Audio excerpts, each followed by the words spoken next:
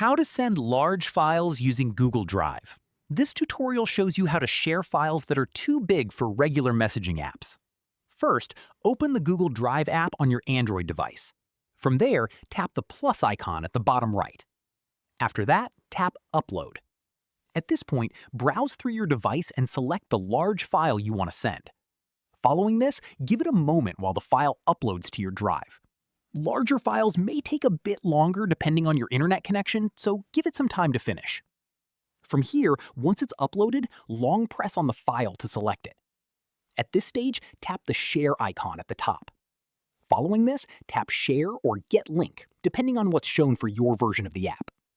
From here, tap on the Current Access setting, which usually shows something like Restricted. At this stage, change it to Anyone with the link. Following this, tap Copy Link. Once copied, that link is ready to paste and send through any messaging app, email, or platform, letting the recipient download the file directly without you needing to send the actual file itself. That's how you send large files using Google Drive. If this helped, drop a like, subscribe for more Android tutorials, and hit the bell so you don't miss the next one. Catch you then!